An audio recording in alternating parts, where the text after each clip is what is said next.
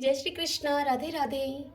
आज हम सुन रहे हैं पुरुषोत्तम मास महात्म्य अध्याय 2 की पावन कथा। सर्वप्रथम भगवान का ध्यान करते हुए सब बोलिए ओम नमो भगवते वासुदेवाय। ओम श्री कृष्णाय नमो नमः। सूत जी कहने लगे, हे ऋषियों, मैं भी शुकदेव जी को, राजा परीक्षित को श्रीमद् भागवत की कथा सुनाते हुए देखकर आया हूँ। तब ऋषि कहने लगे, हे सूत जी, जो कुछ आपने वेदव्यास जी के मुख से सुना हो वही कथा हमें सुनाइए। तब सूत जी बोले, हे ऋषियों, जैसा मुझ में ज्ञान है और जैसा मैंने व्यास जी के मुख से सुना है वह मैं तुमसे कहता हूँ। एक समय नारद जी विचरते हुए भगवान नारायण के निवास स्थान में पहुंचे। वहां पर भगवान के चरणों से अलकनंदा बह रही थी। वहां पर ब्रह्मा में मन लगाए हुए जितेंद्रिय, निर्मल और तेजोमय ऋषि को देखकर भगवान ने उनको नमस्कार किया।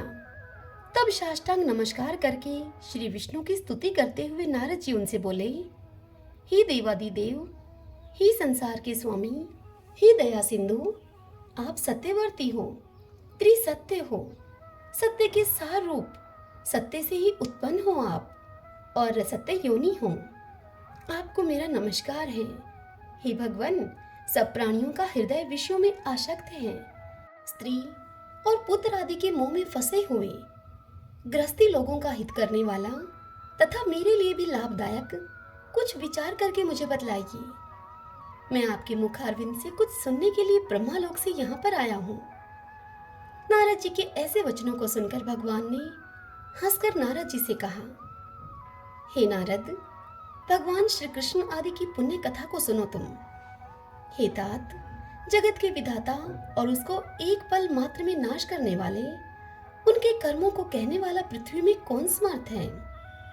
हे नारद जी, ऐसी सार युक्त कथा तुम भी जानते हो, परंतु फिर भी दरिद्रता को हरने वाली, यश और श्रेष्ठ पुत्रों को देने वाली, मोक्ष देने वाली तथा शीघ्र सेवन करने योग्य ऐसी अद्भुत पुरुषोत्तम महात्म्य की कथा मैं तुमसे कहता हूँ। यह सुनकर नारद जी कहने लगे कि हे विप्रो, स्वामियों के सहित मैंने चैत्र आदि मास तो सुने हैं, परंतु उनमें पुरुषोत्तम मास मैंने नहीं सुना। यह पुरुषोत्तम कौन सा मास है और यह कैसे हुआ? हे कृपानिधि, यह सब आप मुझसे कहिए। इस मास का स्वरूप और विधान मुझसे कहिए। इसमें क्या करना चाहिए, स्नान कैसे करें और दान क्या करें, क्या जप करें, पूजा तथा उपवास आदि के क्या साधन हैं। इसके अतिरिक्त और भी कोई सार हो तो वह सब भी मुझे बतलाइए।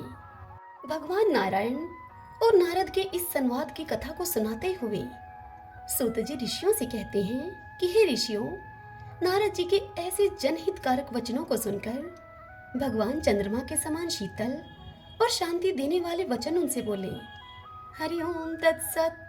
श्रीमन्नारायण नारायण हरि हरि, भजमन नारायण नारायण हरि हरि। आइए अब हम पुरुषोत्तम क्षेत्र का महात्म्य सुनते हैं। आज हम पुरुषोत्तम क्षेत्र के दूसरे अध्याय की कथा सुनेंगे। पिछले अध्याय में जैमिनी जी ने मुनियों को भगवान विष्णु का ब्रह्मा जी को पुरुषोत्तम क्षेत्र में जाने का आदेश देने की कथा सुनाई थी। अब आज हम उससे आगे की कथा सुन रहे हैं। जैमिनी जी मुनियों से कह रहे हैं कि मनुष्य जिनका नाम लेकर सब पापों से मुक्त हो जाता है, हे मुनियों, उन्हीं के दर्शन करने पर क्या मोक्ष दुर्लभ होगा? मन से भगवान विष्णु का चिंतन करते हुए यदि मनुष्य प्राण त्याग करता है तो वह भी मुक्त ही हो जाता है। फिर जिसने साक्षात भगवान का दर्शन कर लिया वह मुक्ति प्राप्त कर लेता है, तो क्या आश्चर्य है।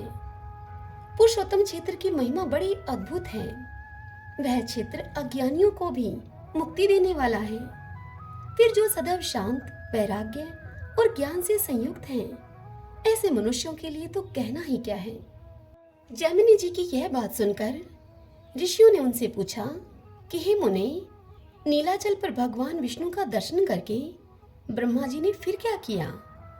तब जैमिनी जी उनसे बोले कि हे मुनियों, पुरुषोत्तम क्षेत्र का अत्यंत अद्भुत महात्म्य देखकर ब्रह्मा जब तक भगवान विष्णु का ध्यान करते रहे, तब तक पितरों के स्वामी यमराज अपने अधिकार के संकुचित होने से व्याकुल होकर दीन मुख से नीलाचल पर्वत पर आए और वहां भगवान लक्ष्मीपति का दर्शन तथा उन्हें साष्टांग प्रणाम करके अपने अधिकार की दृढ़ता के लिए भगवान जगन्नाथ की स्तुति करने लगे।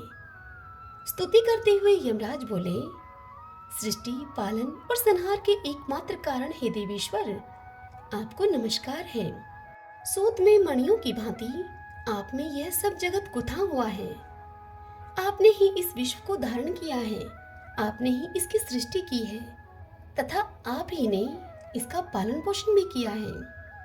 चंद्रमा और सूर्य आदि का रूप धारण करके आप सदा समस्त संसार को प्रकाशित करते हैं। आप इस विश्व के स्वामी, जगत की उत्पत्ति के कारण, संसार के आवास स्थान, जगत गुरु, लोक साक्षी तथा आदि अंत से रहित हैं। आपको मैं प्रणाम करता हूँ। हे प्रभु, आप उत्तम करुणा रूपी जल से भरे हुए समुद्र हैं। आपको नमस्कार है। आपका वैभव पर अपर एवं परात्पर से भी अतीत है। आप ही इस विश्व के उत्पादक हैं। संसार के संतान रूपी हिम को सुखा डालने वाले सूर्य हैं। आपको नमस्कार है। हे दीन बंधो, आपको नमस्कार है। आपने अपनी माया से समस्त वैभवों की रचना की है।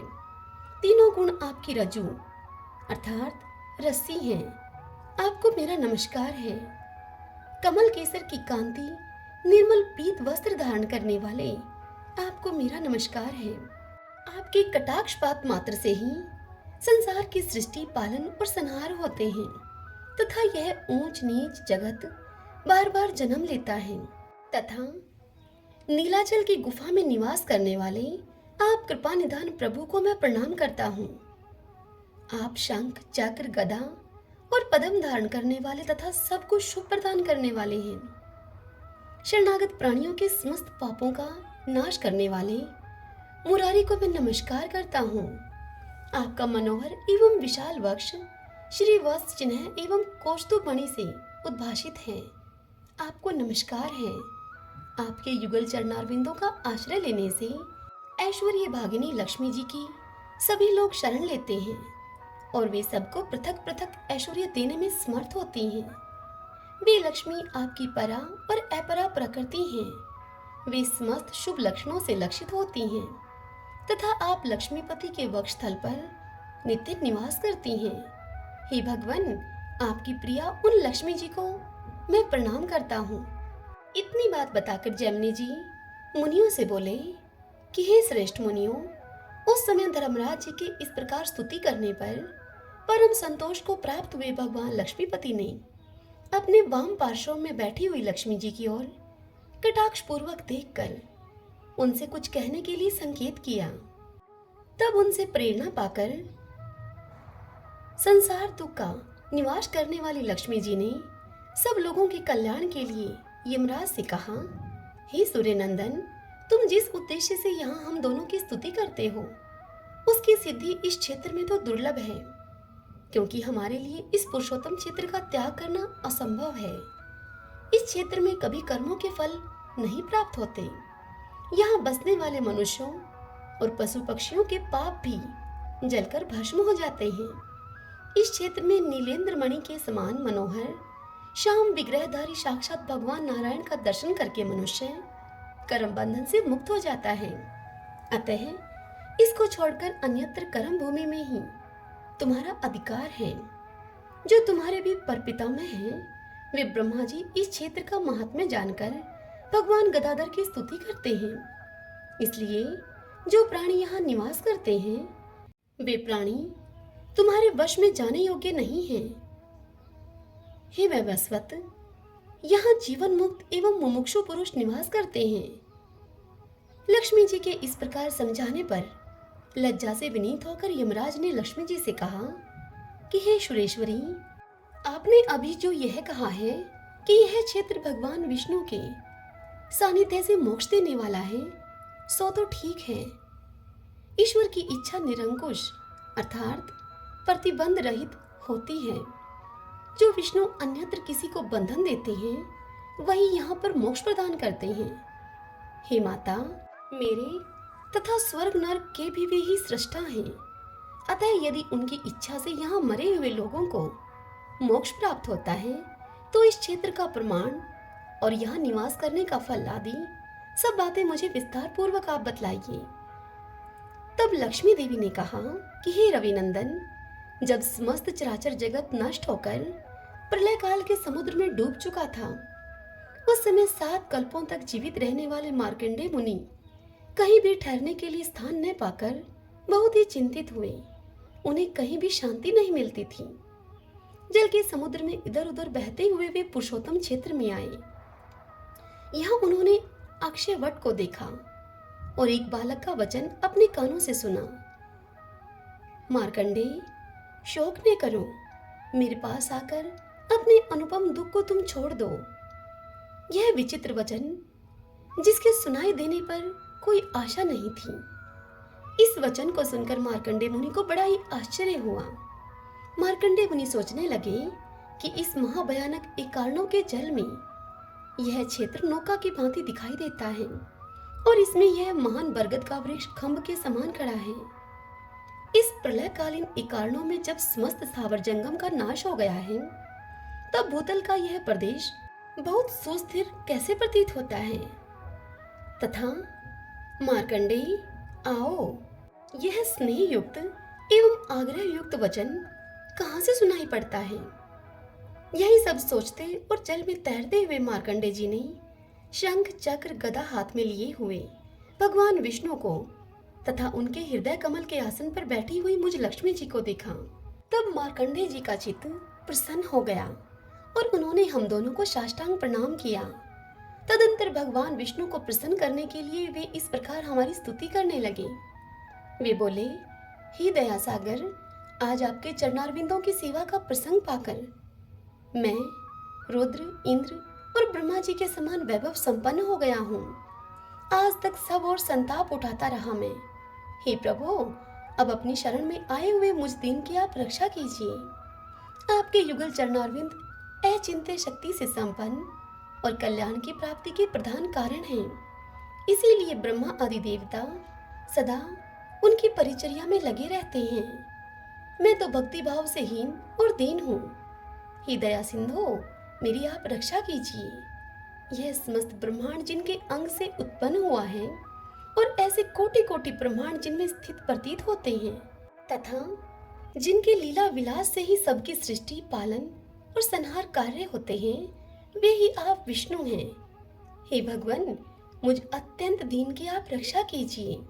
जैसे एक ही स्वर्ण, कड़े और कुंडल आदि के भेद से अनेक सा प्रतीत होता है, अथवा जिस प्रकार आकाश में उदित एक ही सूर्य आधार की विषमता से विषम प्रतीत होने वाली अनेक जल राशियों में प्रतिबिंबित होकर अनेक रूपों में प्रतीत होता है, ठीक उसी प्रकार आप एकमात्र निर्गुण परमात्मा ही भिन्न भिन्न शरीरों में प्रवेश करके अनेक वक्त प्रतीत होते हैं। हे अपार शक्तिशाली परमेश्वर, आप सब प्रकार की समस्त इच्छाओं से रहित तथा ग्रहण और संकल्प से शून्य हैं। तथापि प्रत्येक युग में दीनों के ऊपर दया करने के योग्य शरीर को धारण करते रहते हैं। हे जगदीश्वर, पूर्व काल में अनात्म पदार्थों में चित्त आसक्त होने के कारण जो मैंने आपके चरणारविंदों का सेवन नहीं किया, इसीलिए भगवद विमुख कर्म से मुझे भयंकर परिणाम भोगना पड़ा है। हे दया सागर, मुझ दीन की आप रक्षा कीजिए। हे महात्मन, संपूर्ण लोकों की सृष्टि, पालन और संहार की लीला से सुशोभित होने वाला जो आपका त्रिगुणमय अर्थात ब्रह्मा विष्णु शिवात्मक स्वरूप है, वही महत्त्व आदि का भी कारण है। आप प्रकृति से परे तथा सबके आदि कारण हैं। हे प्रभु, आपको नमस्कार है। हे सर्वव्यापी जगन्नाथ, मेरी आप रक्षा कीजिए। मैं संसार समुद्र में डूबा हुआ हूँ। हे गोविंद, अपनी कृपा कटाक्ष पूर्ण दृष्टि से मेरी ओर देखकर इस भवसागर से मेरा आप उद्धार कीजिए। इस प्रकार की स्तुति करते हुए ब्रह्म ऋषि मार्कंडेय को कृपा दृष्टि से देखकर भगवान नारायण उनसे इस प्रकार बोले। नारायण बोले, हे विप्रवर, मेरे तत्व को न जानने के कारण ही तुम अत्यंत दीन हो रहे हो। तुमने अत्यंत दुष्कर तप का अनुष्ठान किया है, किंतु उससे केवल दीर्घजीवी हुए हो तुम। हे महामुने, इस कल्पवट के ऊपर पत्ते के दोने में सोए हुए उस बाल स्वरूप को देखो। वह सबका काल रूप है। उसके फैले हुए मुख में प्रवेश करके वहां सुखपूर्वक तुम रह सकते हो। भगवान के ऐसा कहने पर मार्कंडेय जी का मुख आश्चर्य से चकित हो गया। उन्होंने वृक्ष पर चढ़कर भगवान के बाल रूप को देखा और उसमें प्रवेश किया। भीतर जाने पर उन्होंने 14 भुवन देखे। ब्रह्मा आदि देवता, दिग्पाल, सिद्ध, गंधर्व, राक्षस, ऋषि, मुनि, देवऋषि, समुद्रों से चिन्हित भूतल, अनेक तीर्थ, नदी, पर्वत तथा वनों में उपलक्षित श्रेष्ठ नगर को देखा। 7 पाताल और सहस्त्रों नाग कन्याएं वहां देखी। हजारों फनों से सुशोभित संपूर्ण जगत का भार धारण करने वाले शेषनाग का दर्शन किया तथा ब्रह्मांड के मध्य में ब्रह्मा जी ने जो कुछ भी सृष्टि की है वह सब अवलोकन किया। इधर उधर घूमने पर भी मार्कंडेय ऋषि को उस बालक के उदर का अंत नहीं मिला। तब पुनः कंठ मार्ग से बाहर निकलकर उन्होंने मेरे साथ पुरुषोत्तम भगवान विष्णु का दर्शन किया। श्री भगवान मार्कंडेय से बोले, हे मुने, यह विचित्र क्षेत्र मेरा सनातन धाम है। तुम ऐसा समझो, यहाँ न सृष्टि है, न प्रलय है और न ही संसार का बंधन ही है। सदा एक रूप से रहने वाले मुझ मोक्षदायक पुरुषोत्तम को यहाँ विद्यमान जानकर इस क्षेत्र में प्रवेश करने वाला पुरुष घनानंदमय स्वरूप होकर पुनः गर्भ में नहीं आता। श्री भगवान के इस प्रकार कहने पर महामुनि मार्कंडेय उनसे बोले, हे प्रभु, मैं यहाँ निवास करूंगा। हे पुरुषोत्तम, मुझ पर आप कृपा कीजिए। तब श्री भगवान ने मार्कंडेय से कहा, हे ब्रह्मर्षि, इस मोक्ष साधक क्षेत्र में मैं प्रलय की समाप्ति पर्यंत रहूंगा। प्रलय के अंत में तुम्हारे लिए यहाँ सनातन तीर्थ का निर्माण करूंगा, जिसके तट पर तपस्या करके मेरे द्वितीय शरीर शिव की आराधना करते हुए तुम मेरी कृपा से मृत्यु को निश्चित रूप से जीत लोगे। इस प्रकार पहले से वरदान पाए हुए मार्कंडेय महामुनि ने वट के वायव्य कोण में भगवान के चक्र से एक कुंड खोदा। उस पवित्र कुंड में रहकर भारी तपस्या से भगवान महेश्वर की मार्कंडेय मुनि ने आराधना करके उन्होंने मृत्यु को अनायास ही जीत लिया। उन्हीं मार्कंडेय जी के नाम से यह कुंड प्रसिद्ध है, जिसमें स्नान करके मार्कंडेश्वर शिव का दर्शन करने से अश्वमेध यज्ञ का फल मिलता है। यह पुरुषोत्तम क्षेत्र 5 कोस तक तो समुद्र के भीतर स्थित है और 2 कोस तक उसके तट की भूमि पर विद्यमान है।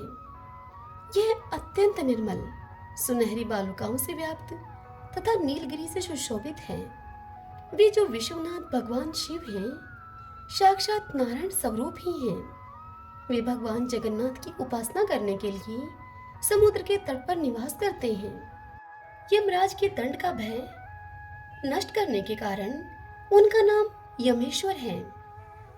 उनका दर्शन और पूजन करने से कोटि शिवलिंगों के दर्शन और पूजन का फल प्राप्त होता है।